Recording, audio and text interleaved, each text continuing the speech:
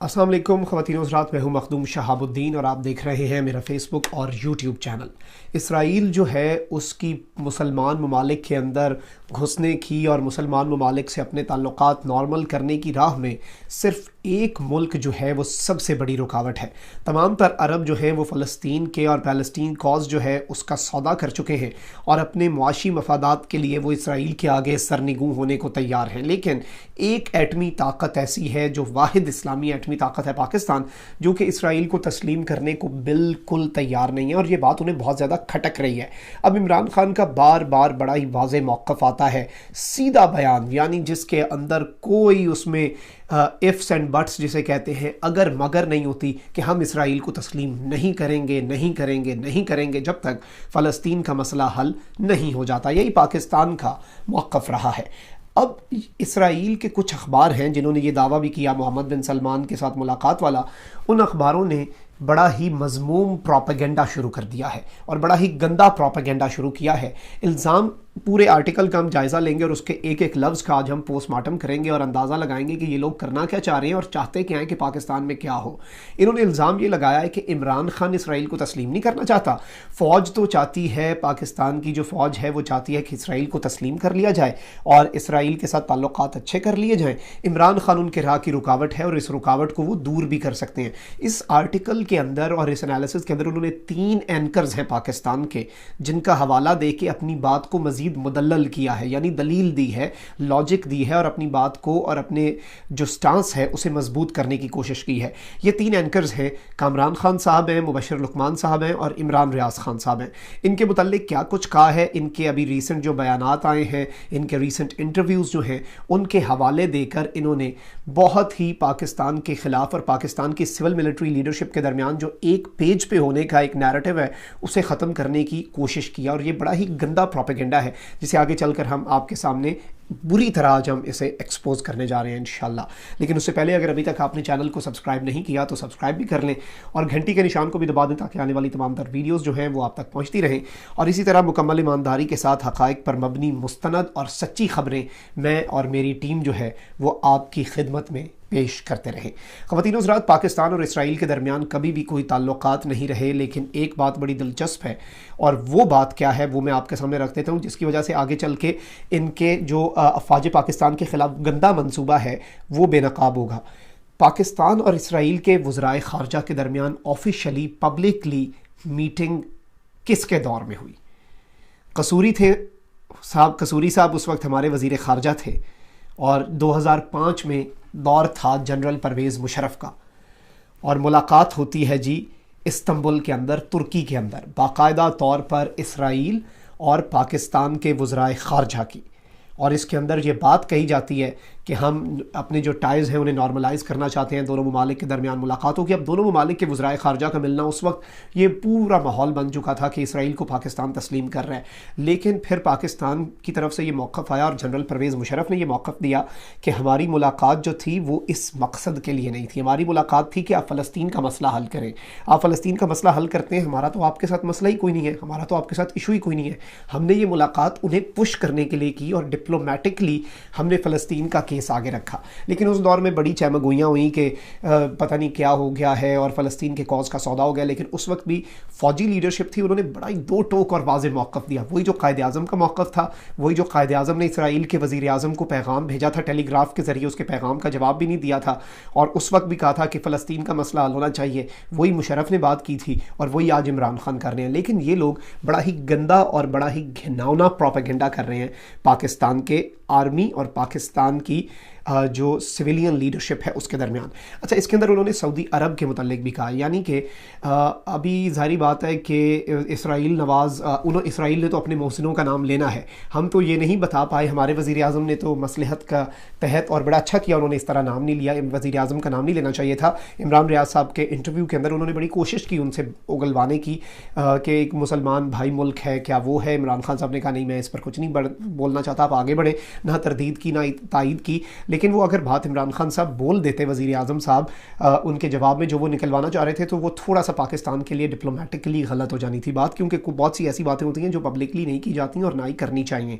तो उस वक्त इमरान खान ने बड़ा अच्छा किया, लेकिन ये एक फिर हवा में मुअल्लक़ होकर बात रह गई कि पाकिस्तान को प्रेशराइज़ कौन कर रहा है। लेकिन इसराइल ने अपने मोहसिनों का नाम ले लिया है जो पाकिस्तान को उनके लिए प्रेशराइज़ कर रहा है, और उन्होंने लिखा है हाउ सऊदी अरेबिया, और ये हैरत से उनकी ही अखबार है, बड़ी अखबार है जिसकी हमने ख़बर आपके सामने रखी थी कि इसराइल और ये नियोम के अंदर मोहम्मद बिन सलमान से मुलाकातें हुई हैं।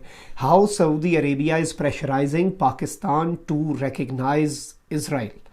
Saudi Crown Prince Mohammed bin Salman wants Muslim Pakistan to normalize normalization. The army wants open relations with Israel. The grassroots are shouting betrayal and Imran Khan could be the collateral damage. Collateral damage क्या होता है? Collateral damage होता है बड़ी जंग के अंदर जो एक आध लोगों का ऐसे नुकसान हो जाता है, बली का बकरा जो बन जाते हैं। कह रहे हैं कि इस पूरी सिचुएशन के अंदर इमरान खान जो हैं वज़ीर आज़म, वो कोलैटरल डैमेज होंगे, क्योंकि पाकिस्तान की जो मिलिट्री है वो चाहती है कि इसराइल के साथ ताल्लुकात नॉर्मलाइज हो जाएं। ख़वातीन हज़रात, मैं अफ़वाज पाकिस्तान के कुछ कैंप्स में गया, वहाँ पर मैंने बहुत सी चीज़ें देखी। एक मैं चीज़ आपके साथ शेयर कर दूँ जो इस बात की नफ़ी कर देगा। मैंने वहाँ पर एक कैंट के अंदर अफ़वाज पाकिस्तान के वहाँ पर एक माइलस्टोन लगा हुआ था। जिस तरह आप हाईवे पे चलते हैं तो वहाँ पर सड़क के ऊपर आप देखते हैं कि Lahore 15 kilometre, Faisalabad 150 kilometre, Islamabad 500 kilometre, इस तरह लिखा होता है। तो वहाँ पर जो लिस्ट बनी हुई थी फ़ौजियों का मोराल बुलंद करने के लिए, वो लिस्ट क्या थी वो सुन के आपके भी रोंगटे खड़े हो जाएंगे। बल्कि मेरी उसके साथ एक तस्वीर भी थी और मैंने उसके साथ बड़ी यादगार तस्वीर भी बनवाई। उसमें लिखा हुआ था इस्लामाबाद, श्रीनगर, नई दिल्ली और यरूशलेम, और उनके साथ उनके किलोमीटर्स लिखे थे कितने दूर हैं। ये हमारी मंजिलें हैं। ये वो फ़ौज है जिसके ऊपर ये घिनौना इल्ज़ाम लगा रहे हैं जो इस्लाम और पाकिस्तान से आगे कुछ भी नहीं सोचती। उस फ़ौज के ऊपर इन्होंने बड़ा घिनौना इल्ज़ाम लगाने की कोशिश की। उसके अंदर अब जो एंकर्स हैं उनकी बात कर ली जाए एक एक करके। 2 एंकर्स की पहले बात करते हैं, फिर इमरान रियाज खान साहब पे आएंगे। कामरान खान साहब और मुबश्शिर लुकमान साहब, इन दोनों को प्रो एस्टैब्लिशमेंट कंसिडर किया जाता है। दोनों ही अफ़वाज पाकिस्तान के लिए और उनके नैरेटिव को बड़ा ही अच्छे तरीके से, और उस पर उनकी तारीफ़ करनी चाहिए, इस इंफॉर्मेशन वॉर के दौर में बड़े ही सीनियर सहाफ़ी हैं। लेकिन इन दोनों की जानिब से कामरान खान साहब बड़े ही अरसे से इसराइल के लिए एडवोकेट कर रहे हैं, और मुबश्शिर लुकमान ने तो अभी एक इसराइली टीवी पर आकर बाकायदा इंटरव्यू देकर कहा है कि हम तो ये ताल्लुकात को नॉर्मल करना चाहते हैं। तो इन दोनों एंकर्स का हवाला देके उन्होंने इस बात को दलील देने की कोशिश की है कि वो एंकर्स जो कि फ़ौज के हामी हैं, वो एंकर्स जो कि फ़ौज को सपोर्ट करते हैं, वो इसराइल कॉज को भी सपोर्ट कर रहे हैं। तो उसका मतलब ये है कि फ़ौज भी इसराइल को सपोर्ट करती है। ये ऐसी ही भोंडी बात है और इतनी ही इलॉजिकल बात है जैसे मैं यहाँ पर बैठा हूँ और मैं किसी एक कॉज को सपोर्ट कर दूँ। मैं कहूँ कि भाई फॉर एग्ज़ाम्पल मैं मेरा जिस्म मेरी मर्ज़ी को सपोर्ट करता हूँ, लेकिन उससे पहले मैं पाक फ़ौज को भी सपोर्ट कर रहा हूँ। तो इसका मतलब ये है कि पाकिस्तान की फ़ौज का हर फ़ौजी मेरा जिस्म मेरी मर्ज़ी की कैंपेन को सपोर्ट कर रहा है। ये बात नहीं होती। हर शख्स जो है उसके अपने नैरेटिव होते हैं, उसके अपने ख़यालात होते हैं, उसकी अपनी आइडियोलॉजी होती है, और उसके ना ही तो ये पाक फ़ौज के तर्जुमान है, ना ये पाक फ़ौज एक उनकी नज़रियाती चीज़ है, नज़रियाती अलाइनमेंट है। वो समझते हैं कि पाकिस्तान की फ़ौज पाकिस्तान के लिए बेहतर है, और उनकी जो राय है वो मोहतरम होगी हमारे लिए, उससे इख्तलाफ करना हमारा फ़र्ज़ है, हमारे सीनियर हैं, हमारे बड़े हैं।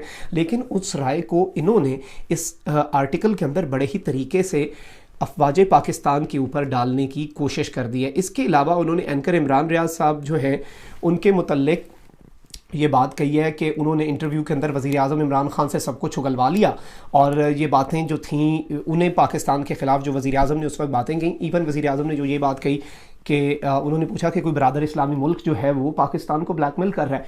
इस पर इमरान खान साहब जो प्राइम मिनिस्टर हैं, इमरान खान साहब, थोड़ी कन्फ्यूजन हो जाती है।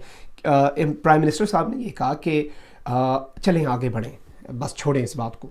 तो ये बात भी उन्होंने इसे ऐसे यूज़ किया कि ये तो तरदीद है, ये तो तरदीद नहीं है। उन्होंने ये नहीं कहा कि नहीं कर रहे, ये तायीद है। तो उन्होंने इस बात को दलील बना के सऊदी अरेबिया, और फिर स्टोरीज फाइल हुई, डॉन ने इसके ऊपर स्टोरी की, और डॉन ने इसके ऊपर पाकिस्तान मुखालिफ प्रोपेगेंडा किया, और फिर फॉरेन मिनिस्ट्री ऑफ पाकिस्तान को एक प्रेस रिलीज़ देना पड़ा कि इस तरह की कोई बात नहीं, क्योंकि नेशनल लेवल इंटरनेशनल लेवल पर हालात बड़े मुख्तलिफ होते हैं, इस तरह नहीं होते जिस तरह हम यहाँ पर बैठ कर समझ रहे हैं। तो अब ये जो इन्होंने एक घटिया प्रोपेगेंडा इसराइली अखबारों ने शुरू कर दिया है, 1-2 एंकर्स की नज़रिया वाक़यात को इस्तेमाल करके, और दूसरा पाकिस्तान की फ़ौज का ये कह के कि पाकिस्तान की फ़ौज के ऊपर इस तरह के इल्ज़ामात लगा के कि ये तो जंग से फ़ायदा उठाने वाले हैं, इन्होंने सऊदी अरब से भी फ़ायदा उठाना है, इन्होंने इसराइल से भी कुछ ना कुछ ले लेना है और उसे रख लेना है अपने पास। तो ये बड़े ही एक भोंडी कोशिश कर रहे हैं पाकिस्तान की आवाम को पाकिस्तान की फ़ौज के ख़िलाफ़ करने के, और इमरान खान को और पाकिस्तान की अफवाज को ख़िलाफ़ करने के। और ये इनका बड़ी पुरानी ख्वाहिश रही है, पिछले 2-3 साल से ये यही कह रहे हैं कि कभी किसी मामले पर इमरान खान को बली का बकरा बना दिया जाएगा, कभी किसी मामले पर। अब ये कह रहे हैं कि इसराइल के मामले पर इमरान खान कोलैटरल डैमेज होंगे, लेकिन इसके अंदर हकीकत कोई भी नहीं है। ये लोग सिर्फ़ और सिर्फ प्रोपेगेंडा कर सकते हैं, ये सिर्फ़ और सिर्फ आर्टिकल लिख सकते हैं, उनके अंदर 1-2 एंकर्स का हवाला देकर ये पाकिस्तान की फ़ौज को बदनाम कर सकते हैं, जो कि इंशाल्लाह पाकिस्तान की कौम बड़ा बखूबी जानती है। और पाकिस्तानी कौम जानती है कि पाकिस्तान की फ़ौज इस्लाम से कितनी मोहब्बत करती है और पाकिस्तान से कितनी मोहब्बत करती है, और इतना आसान नहीं है पाक फ़ौज से इस तरह हमारे प्रिंसिपल्स का सौदा करवाना। मखदूम साहब को इजाज़त दीजिए, अपना बहुत ख्याल रखिएगा, अपने इर्द गिर्द लोगों का भी ख्याल रखिएगा, और इस मुल्क पाकिस्तान अल्लाह ताला की बहुत बड़ी नेमत है, इसका भी आपने बहुत ज़्यादा ख्याल रखना है। अल्लाह निगहबान। पाकिस्तान जिंदाबाद।